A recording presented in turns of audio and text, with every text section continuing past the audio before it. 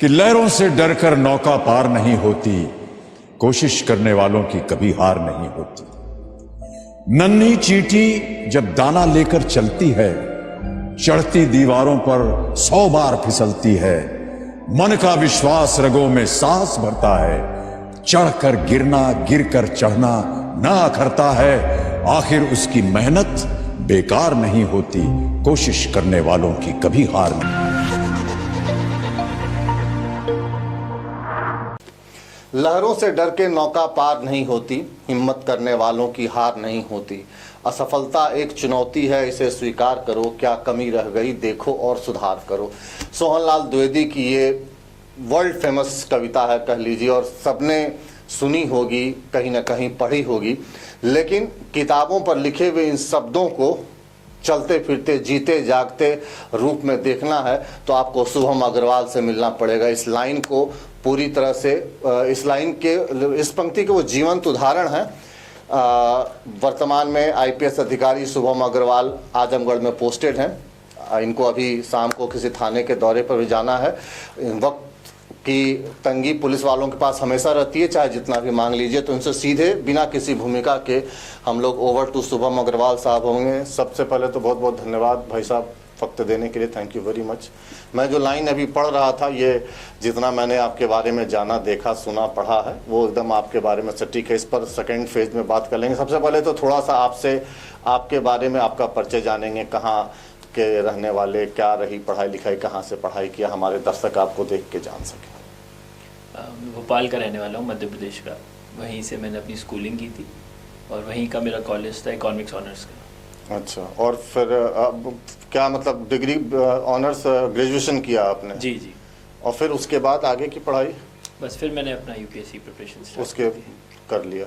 फिर अमूमन एक चीज़ ये देखने को होता है कि जो लोग मतलब यूपीएससी, सिविल सर्विसेज या इस प्रकार की सेवाओं में आते हैं, तो परिवार में कोई एक होता है रोल मॉडल, या कहीं से कोई एक जीवन में सबके एक टर्निंग पॉइंट आता ही आता। आपकी फैमिली बैकग्राउंड वैसे क्या है? मतलब सब लोग सर्विस से हैं या बिजनेस से?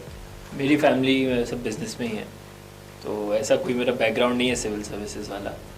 और नहीं, किसी भी प्रकार के सर्विस का नहीं, ऐसा सिविल सर्विस था ही नहीं। Okay okay okay. सब ऑलमोस्ट बिजनेस में ही है या फिर प्राइवेट जॉब्स में। अच्छा, तो ऐसा कोई बैकग्राउंड नहीं था। तो फिर कैसे, मतलब ये यूपीएससी एक थोड़ा सा अमूमन होता है ना, वो कहते हैं हमारे यहाँ कि सरस्वती और लक्ष्मी का कॉम्बिनेशन बड़ा थोड़ा सा डिफिकल्ट है, कि जब लक्ष्मी का ठीक ठाक आशीर्वाद हो तो सरस्वती की तरफ उतनी आदमी मुखातिब होनी। आप कैसे फिर यूपीएससी की ओर झुका हुआ?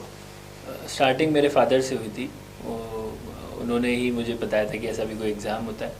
फिर मुझे खुद ही इंटरेस्ट आया, तो जॉब मुझे बहुत अट्रैक्ट किया, क्योंकि इस जॉब में सिर्फ ये नहीं है कि आप 10 से 6 की नौकरी करके प्राइवेट जॉब में आप गए, आपने इतना किया और वो किया।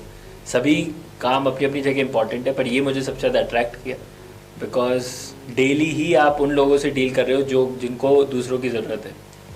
और जब आप उसमें से 10, 20, 25% भी अगर आपने ऐसा उनको संतुष्ट करके उनकी मदद कर दी, तो इससे अच्छी बात क्या है। तो ये एक बात थी जिसने वो था कि इसके ये जो आपकी भोपाल से फिर यूपीएससी क्रैक करने की जर्नी है, ये ऑन एन एवरेज से थोड़ी लंबी है, तो कितना वक्त गुजरा और कहाँ? दिल्ली में तैयारी की, कैसे तैयारी किया?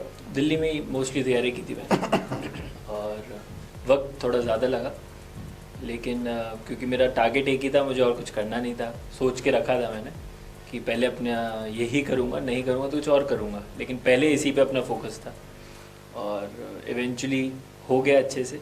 लेकिन ऑब्वियसली जब नहीं होता तो कई थॉट्स आते हैं दिमाग में, कई लगता है कि हो पाए, नहीं हो पाए, नहीं हो पाए तो क्या करेंगे। अमूमन सभी के में आता है वो, और प्लान बी के बारे में सोचने लग जाते हैं। मैं भी सोचने लगा था थर्ड अटेम्प्ट के बाद, लेकिन वो कहीं ना कहीं एक अंदर से जुनून था कि करना ही है। कितने अटेम्प्ट लगे आपको? हमको लगता है कि जो 5 अटेम्प्ट लगा, तो 5th अटेम्प्ट में आपका क्लियर। इसके पहले आप जो जितने बार आपने अटेम्प्ट किया, तो इंटरव्यू तक कितनी बार पहुंचे थे? 2 बार, इंक्लूडिंग 5th अटेम्प्ट, 2 बार इंटरव्यू और 5 बार मेन से। 5th वाले जब आपने इंटरव्यू अपेयर हुआ तब उस बार आपका सिलेक्शन। वहाँ से लौट के आना, जिस 2 बार आपका इंटरव्यू से नहीं आया होगा उस यूपीएससी के उस नोटिस बोर्ड पर जब नाम, कैसे अपने आप को तैयार कर पाए? मुश्किल होता है और ऐसा नहीं है सिर्फ मेरे लिए, बहुत लोग होते हैं, सभी के लिए मुश्किल होता है। बात यही होती है माइंडसेट की। जो लोग, ऐसा कुछ नहीं है कि कोई लोग ज़्यादा इंटेलिजेंट है कोई कम है, सभी सेम ही होते हैं जो भी उसमें कर रहे होते हैं। बस डिफरेंस होता है आपकी सोच का, आपके फाइटिंग बैक स्पिरिट का, कि आप कितना उस चीज़ से लड़ते रहें और कितना अपने जो भी जुनून है, आपका लक्ष्य है, उसके पीछे लगे रहें। और ये सिर्फ यूपीएससी के लिए नहीं, जीवन में कुछ भी आप कर रहे हो तो उसके लिए भी है, क्योंकि आज के समय में कंपटीशन बहुत है, बहुत ज़्यादा। और ऑनलाइन के ज़माने में ऐसा कुछ नहीं है कि कोई चीज़ किसी के पास नहीं है, सब चीज़ें सबको पता है। फिर भी दिक्कत आती है माइंडसेट की, सोच की, कि आप उसके लिए कितना लगे हो, आप उसके लिए कितना जुनून है कि डिस्पाइट बहुत सारे सर्कमस्टेंसेस की जो नहीं कर सकते, आप नहीं करने देते चीज़ों को, बट फिर भी आप लगे रहें। मेरा तो फिर भी ठीक था, एटलीस्ट मेरे को फैमिली सपोर्ट था। कई लोग होते हैं बेचारे, उन्हें फैमिली सपोर्ट भी नहीं होता है। बिल्कुल सही बात है। तो उनके लिए बस यही कहूँगा कि लगे रहो, अगर कुछ लक्ष्य निर्धारित किया है लगे रहो, प्लान बी रखो साथ में, लेकिन अपने प्लान ए को प्लान बी मत बनने देना, प्लान ए पे लगे रहो। और जब होगा तो जितनी आवाज़ें आपके अगेंस्ट थी वही आपके साथ नतमस्तक हो जाती। आपके वो सब्जेक्ट्स क्या थे, क्या क्या आपने लिया था? मेरा फिलॉसफी था, ऑप्शनल जी। और उसी अब जो पैटर्न है ये कुछ पहले से बदला हुआ है ना, ये सी सेट वाले फॉर्मेट में? वो 2013 में बदला था, तो इट्स बीन 10 इयर्स। अच्छा, तो उसी के उसमें अब जैसे ये निबंध और क्या क्या होते हैं जिनके पेपर कंपलसरी होते हैं, उन साथ उसमें कैसा था आपका परफॉर्मेंस? ठीक था, सभी में ठीक था। हर अटेम्प्ट में प्रयास किया कि बेहतर हो पाए, और धीरे बेहतर करते करते एक स्तर पर पहुंच पाया था। और कितनी आपकी रैंकिंग थी? 153। एक बार जहाँ तक मैं पहली बार सबसे बात हो रहा था, तो आप इस पुलिस की नौकरी में अपने आप ये राउंड द क्लॉक जॉब होता है, इसके अलावा आप कुछ बच्चों को गाइड करने का भी काम करते हैं जो मैंने जाना, क्या है जरा उस पर अगर शेयर कर सकें? बेसिकली एक टेलीग्राम का सिंपल सा चैनल है जिसमें बच्चे जुड़ सकते हैं, और उसमें मैंने सिस्टम ये बना रखा है कि आप डायरेक्ट बात कर सकते हैं, अपनी प्रॉब्लम्स बता सकते हैं। कुछ लोग हैं जो मेरे साथ ही हैं, तो वो लोग भी अपनी दिक्कत उनकी सॉल्व करते हैं, उनसे बातचीत करते हैं। कुछ शेयरिंग ऑफ थॉट्स भी होता है, शेयरिंग ऑफ एक्सपीरियंसेस होता है। कभी कोई मुझे आंसर शीट भेज देता है, कभी किसी को प्रीलिम्स पर डाउट होता है। तो इस तरीके से मैं ये प्रयास करता हूँ कि क्योंकि क्या पढ़ना है सबको पता है, क्योंकि हर चीज़ ऑनलाइन अवेलेबल है, कैसे पढ़ना है। और वो जो एक बीच में जब डाउनफॉल आता है, तो जब आपको एक कॉन्फिडेंस बूस्ट की ज़रूरत होती है कि हाँ कोई कह रहा है कि हाँ ये ठीक है, ये ठीक नहीं है, तो उसी मेरा मेन मोटिव वही था कि उसी चीज़ के लिए एक ऐसा प्लेटफॉर्म दिया जाए जिसमें उन्हें कोई कोचिंग की ज़रूरत ना पड़े। कुछ एक होता है ना, बहुत पैसा लग जाता है कोचिंग, बिल्कुल बहुत लगता है, सभी लोग अफोर्ड नहीं कर सकते हैं। तो फोकस मेरा यही था कि उनको भी दे पाए। अभी मैं थोड़ा कम समय दे पाता हूँ, लेकिन प्रयास यही करता हूँ कि ज़्यादा से ज़्यादा बच्चों का रिप्लाई कर। नहीं तो क्या ये पूरा फ्री ऑफ कॉस्ट है? Almost free of cost. तो आप उनको प्री और मेंस या जो भी उनको गाइडलाइन है उस सिविल सर्विस के लिए वो देते हैं? मतलब जो भी हो रहा है वो अंदर ही अंदर उसी में होता रहता है। मैं बस गाइडेंस दे देता हूँ कि कोई बच्चा है तो उससे मेरी बात कर सकते हो। और कितने बच्चे जुड़े होंगे उसमें इस समय? अगर अभी 7-8 हज़ार 7-8 हज़ार बच्चे अक्रॉस इंडिया, मतलब कोई कहीं से या जो यहाँ तक आपके वो टेलीग्राम का लिंक जिनके पास पहुँचा हो या जैसे वो।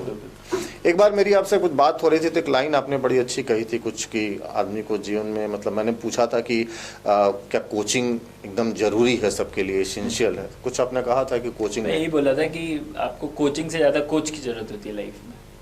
किसी को जल्दी मिलता है, किसी को लेट, बस आपके पहचानने की देर होती है कि आप पहचान जाएं कि ये सही इंसान है जो कोच कर सकता है, तो फिर आप किसी भी डायरेक्शन में बेहतर कर सकते हैं।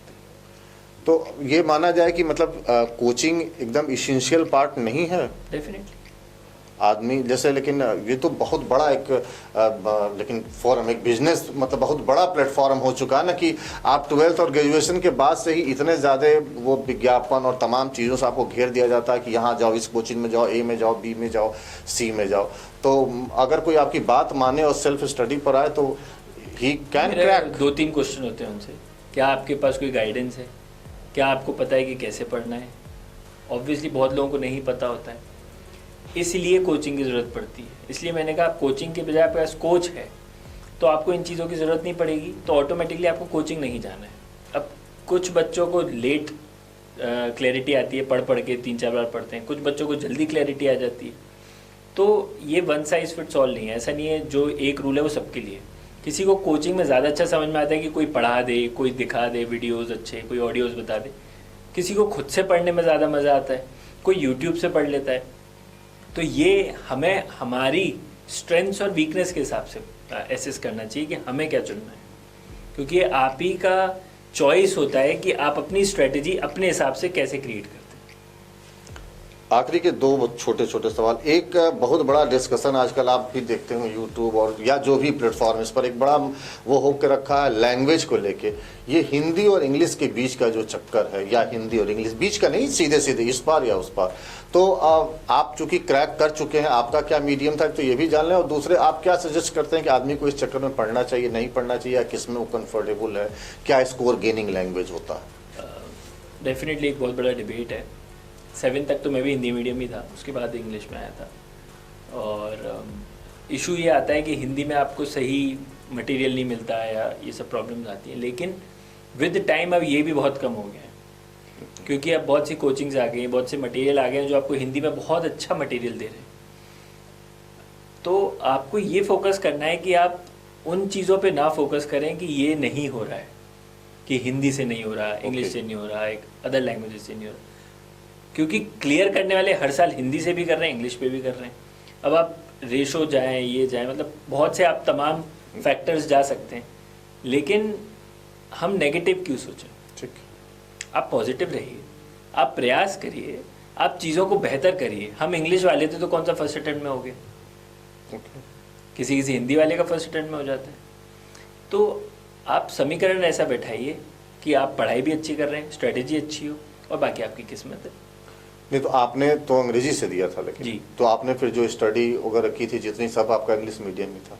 हाँ डेफिनेटली। तो लेकिन एक अपर हैंड होता है, एक तो एक 10 एक। मैं कह रहा हूँ ना, आप कंपेयर अगर करेंगे चीज़ों को तो आप कभी खुशी नहीं रह सकते। अच्छा, तो मतलब एकदम सीधा अगर एक स्टूडेंट को अगर इस मंच से बताना हो तो सीधा है कि वो जिसमें खुद को कंफर्टेबल महसूस करे वो लैंग्वेज लेके पढ़े। मटेरियल्स की कोई कमी नहीं है, या इम्प्रेशन का भी कोई प्रभाव नहीं पड़ता इसमें कि कोई हिंदी मीडियम से है उसके इम्प्रेशन? मेरे हिसाब से पढ़ता तो नहीं है, बिकॉज यूपीएससी बहुत ही फेयर सी ऑर्गेनाइजेशन बिल्कुल है, तो पढ़ता तो नहीं है। मैं तभी बोल रहा हूँ, आप नेगेटिव थॉट से सोचिए मत, क्योंकि बहुत दुनिया है, आपको लोग कहेंगे अरे हिंदी से नहीं होता। हाँ। कई बच्चों का नहीं भी होता है, कई बच्चों का होता भी है। तो मैं तो कहता हूँ लाइफ में पॉजिटिव क्यों नहीं रहते, प्रयास करिए। नहीं होना ना होना तो ना तुम्हारे हाथ में, ना हिंदी के हाथ में, ना इंग्लिश के हाथ में, वो तो भगवान के हाथ में, भगवान और आपके काबिलियत, आपकी मेहनत है। तो आप प्रयास करिए। मेरे बैचमेट्स थे, कई ऐसे बैचमेट्स हैं जो कुछ भी नहीं थे, कुछ कांस्टेबल से भर्ती हुए थे, आज आईपीएस है। किसी के कोई सिंगल मदर थे, कोई डिवोर्स थे, किसी के 2-2, 3-3 बच्चे, तो भी वो आज आईपीएस आईएएस बने। आप अगर अपनी परिस्थितियों से ही सोचते रहेंगे कि मेरी ये परिस्थिति है, मेरी वो परिस्थिति है, डेफिनेटली मैं इस स्टेज पे हूँ कि मैं परिस्थिति पे कमेंट नहीं कर सकता, लेकिन मैं ये कहता हूँ कि परिस्थितियों को बेहतर बनाने की कोशिश करें। कोई ज्ञान नहीं दे रहा हूँ, बस मैं बेसिक सी बात कह रहा हूँ कि आज के समय में हर चीज़ हम नेगेटिव पहले लेते हैं। नहीं, आपको ज्ञान देने के लिए ही बोला गया है, आप ज्ञान दीजिए, क्योंकि मतलब वो मैं उस जगह पे नहीं हूँ कि किसी को ज्ञान दूँ, लेकिन मैं बस यही मानता हूँ, ये मेरी लाइफ में भी अप्रोच। जैसे हमारे पास एज अ पुलिस ऑफिसर 99 ही कहूँगा मैं कि हमेशा सब लोग परेशानी में बिल्कुल आते हैं, 99.9 और ज़्यादातर लोग उस स्ट्रेटा से होते हैं सोसाइटी के जहाँ पर अन्याय भी ज़्यादा होता है और दिक्कतें भी ज़्यादा होती हैं। अब अगर हम दिन भर यही सोचते रहे कि जो आ रहा है हमारे पास आके परेशान है, दुखी है, या इस स्थिति में है कि हमें भी नेगेटिव हो जाए, तो हम काम ही नहीं कर सकते। आखिरी सवाल, एक वो जो आपका 5 साल 5th अटेम्प्ट आपने बताया, 5 साल का जो सफ़र था, उसके दौरान की अपने एक्सपीरियंस, क्या कुछ आपने महसूस किया, इसको सीधे से कहते हैं, क्या कुछ झेला आपने उसको लेते हुए, और इस युवा पीढ़ी जो भी 1.5-2 लाख दर्शक इसके साथ जुड़े हैं, जो देख रहे हैं और अपने टेलीग्राम चैनल को मेंशन करते हैं, एक वाइड स्केप में जो भी बोलना चाहे, एक मैसेज आप देना चाहें अपने अनुभवों के? जर्नी तो बहुत टफ थी और शायद आप लोगों की और ज़्यादा टफ हो, आपके सर्कमस्टेंसेस के हिसाब से, आपकी चुनौतियों के हिसाब से, लेकिन बस मेरा एक ही मंत्र था कि कंट्रोल द कंट्रोलेबल। मुझे ऐसा लगता है कि जो आपके हाथ में है पहले उसको तो बेहतर करें, क्योंकि हम 90% वो सोचते हैं जो हमारे हाथ में नहीं है, कि ऐसा हो जाएगा, वैसा हो जाएगा, ये हो जाएगा, वो हो जाएगा। जो हाथ में है उसे बेहतर करिए, जो आपको सामने दिख रहा है उसको बेहतर करिए, जो पढ़ रहे हैं उसको और बेहतर तरीके से पढ़िए, पेपर सॉल्व कर रहे हैं और बेहतर तरीके से करिए। आपका फोकस ये होना चाहिए कि खुद को कैसे बेहतर बनाएं। हम दूसरों में गलतियां ढूंढते रहते हैं, और हमारी प्रिपरेशन में भी यही होता है। मैं भी था, मेरे को भी ऐसे 100 थॉट्स आते थे, ऐसा नहीं था कि नहीं आते थे, लेकिन you have to fight back. आप में इतना जुनून होना चाहिए as an aspirant and as a person, कोई भी आप जो भी कर रहे हो लाइफ में, कि आप उस वर्सन सिचुएशन, खराब स्थिति या परिस्थिति में लड़के ऊपर आए और फिर जीत के दिखाएं। तब तो आप में मज़ा आएगा, एक दुनिया भी कहेगी वाह क्या किया है। तो उस जैसा एक जज्बा होना चाहिए, जुनून होना चाहिए। बाकी मेरे जैसे और भी लोग हैं जो कि ये एग्ज़ाम क्लियर किए हैं या फिर बहुत बेहतर किए हैं, स्टार्टअप्स किए हैं, बिजनेस किए हैं, जो कि कुछ भी नहीं थे और आज वो कहाँ हैं। तो आपकी किस्मत तो है ही, लेकिन किस्मत के पहले काबिलियत बहुत ज़रूरी है। और काबिलियत ऐसा नहीं है कि कोई पैदा होते ही काबिल बन जाता है। हर दिन लड़ना पड़ता है, सीखना पड़ता है, समझना पड़ता है, गिरना पड़ता है और उठना भी पड़ता है, तब जाके आप काबिल बनते हैं, और उसी काबिलियत से फिर आप कुछ कर पाते हैं। अपने उस चैनल के बारे में अगर कुछ बता सकें, जो जुड़ना चाहे। चैनल जिसको मेरा चैनल है सीको IAS नाम से, और आपको कभी कोई परेशानी हो आप डायरेक्ट भी मैसेज कर सकते हैं, इंस्टा पे मैसेज करते हैं, टेलीग्राम पे मैसेज कर सकते हैं। मैं प्रयास यही करता हूँ कि रिप्लाई करूँ। UPSC से रिलेटेड मैसेज कीजिएगा तो ज़्यादा बेहतर रहेगा, और कोई आपको डाउट हुआ करे तो कोई भी मैसेज कर सकते हैं। बहुत बहुत शुक्रिया शुभम साहब। मुझे लगता है कि आपने नट सेल में और मतलब एक टाइम फ्रेम में जितनी बातें बताई, वो प्रिंसिपली अगर कोई उसको अडॉप्ट करे तो उसको ज़रूर हम UPSC की तैयारी में मदद मिलेगी। Thank you so much, thank you very much. ये थे शुभम अग्रवाल साहब, जिन्होंने संक्षेप में और बहुत ही बेहतरीन तरीके से बताया कि वो जो लाइन थी, हिम्मत करने वालों की हार नहीं होती है, उसको कैसे जीवन में उतारा जा सकता है। और उम्मीद करते हैं कि उनकी शुभम साहब की जो बताए रास्ते से अगर कोई एक बंदा भी ये कार्यक्रम देख के मोटिवेट हुआ तो शायद हमारा ये प्रयास सफल होगा। और शुभम साहब जो प्रयास करते हैं खुद भी अपने टेलीग्राम चैनल के माध्यम से, वो भी सफल होगा। तो ऐसे ही किसी और शख्सियत के साथ मुलाकात के लिए बने रहिए डिजिटल प्लेटफॉर्म पर हमारे साथ। और ये खबर आपके लिए डिजाइन कर रहे हैं मेरे सहयोगी आदित्य। मेरा नाम है राजेश मिश्रा। धन्यवाद।